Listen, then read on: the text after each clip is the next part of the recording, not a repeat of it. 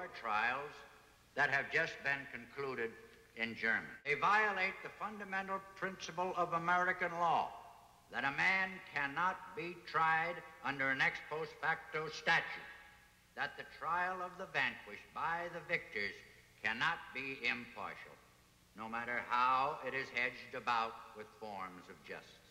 I question whether the hanging of those who, however despicable, were the leaders of the German people will ever discourage the making of aggressive war. For no one makes aggressive war unless he expects to win. About this whole judgment, there is the spirit of vengeance. And vengeance is seldom justice. The hanging of the 11 men convicted will be a blot on the American record, which we shall long regret. Oh, boy. I want to talk about the Taft chapter a little bit as a profile in courage. At Kenyon itself, Taft no sooner finishes his speech than questions come from the floor, blasting him for being a Nazi apologist, blasting him for not understanding law, blasting him for, in a passage I didn't read, calling not for hangings but for long-term imprisonments as Napoleon had been incarcerated. But he is basically a man standing alone as a critic of Nuremberg in that moment in 1946. Why did he at Kenyon articulate this critique of Nuremberg? He deserves the presumption that these were principled positions that he felt in that moment in October 1946. And they are serious critiques. To this day, these are serious arguments, if not majority arguments. Taft also was doing it, of course, on October 5, 1946. And just like yesterday, October 5, 2006, that's a month out from a congressional midterm election. And that's 2 years out from a presidential election. And that is a speaker who is one who narrowly missed getting his party's nomination in 44, and certainly is expected to be back, as he proved to be, although again unsuccessfully, in 48 and again in 52. In other words, much of it was plain old politics. Politics of principle, politics of constituency, politics perhaps of expediency.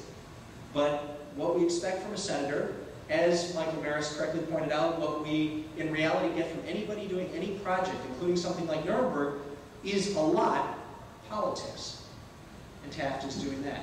Taft is also drawing on and echoing his own fairly consistent position in the decade running up to and through 1946, which was an isolationist, conservative, anti-military American separatism. He was not a champion of Lend-Lease or destroyer deal or any of the measures that Franklin Roosevelt took to aid Great Britain. He was the leading opponent. He was a champion of neutrality legislation. He was a force against appropriations for military expansion before the declarations of war occurred in December of 1941.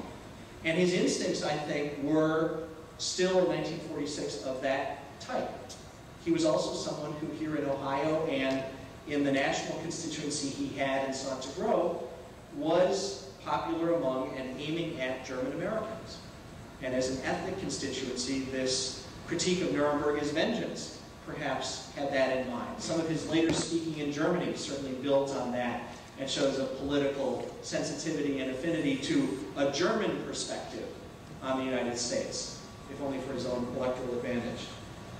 But more than all that, I think Robert Taft at Kenyon was doing what he did and saying what he said because of the particular person who he actually was taking on. Although he never mentioned the name, the Nuremberg that he's attacking is, of course, as we discussed here at length over these 2 days, Robert H. Jackson's Nuremberg. And Jackson was somebody who had, of course, a sterling law career, but also had a very high political identity and a belief in general circulation that the White House was his destination. And by many accounts, including some teasing notes that Jackson received in the aftermath, this was perceived as Jackson beginning a presidential campaign, as Taft beginning a presidential campaign against Jackson in 1948. Now, Jackson found that all quite amusing. He went to Nuremberg recognizing that he was not only costing himself in the job he held on the Supreme Court, and in fact it did cost him the elevation to the Chief Justiceship, but plainly not doing something for a future political career. And Jackson said, I am somebody who's flirted with but never run, and never will run for political office. But Bob Taft didn't know that. They weren't confidants or discussing matters at that level. And that's part of what's going on, too, when Taft makes this critique. Harry Truman perceives it that way. Harry Truman perceives himself as an accidental president, as a member of a party that has only one person who is presidential timber in 1946, Robert H. Jackson. And Jackson is now the man of Nuremberg. So Truman's perspective is that Taft is running against Jackson. Why did Jackson do it? And the it here is Nuremberg. The it is 1945, 1946. This is Jackson at Buffalo, Friday night, October 4, 1946, less than 24 hours before Taft, in effect, responds. The victory has not ended or given promise of ending the oppression and injustice which breed international discords. We conquered a country whose predominant faction was practicing terrorism in most barbaric forms and on a vast scale. At Nuremberg, prosecutors representing all four nations sought to condemn the German defendants not only for resort to war of aggression, but also for showing their persecution and suppression of political opposition, their persecution of churches and minorities, their persecutions and exterminations of Jews, their enslavement of labor, and deportation of populations. The prosecution has advocated a high standard of behavior towards other nations and towards one's own people as the basis for condemning the Germans. Standards by which their own, in other words, our own, future conduct will be judged. No one of the prosecuting nations can long depart from these standards in its own practice without inviting the condemnation and contempt of civilization. There is a great need for the statesmen to pick up where the lawyers leave off at Nuremberg. Peace cannot be secured and persecutions cannot be ended except by better formulation of the principles and non-aggression and the adoption of at least a minimum of civil rights for people everywhere. And what we may hope someday for is some permanent forum where victims of persecution may invoke protection of the law before instead of after it culminates in war. And then the perspective of time. Jackson continued, it will take time, more time than any of us will ever see, to learn the ultimate effect of the Nuremberg trial in international law, and to see what extent it may deter attacks on the peace and the persecutions of minorities.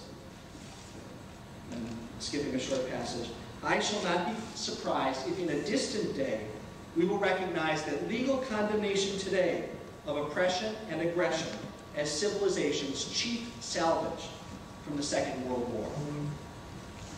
Now that's a long view. That's a 60-year or more view. And that's not a 72-hour view.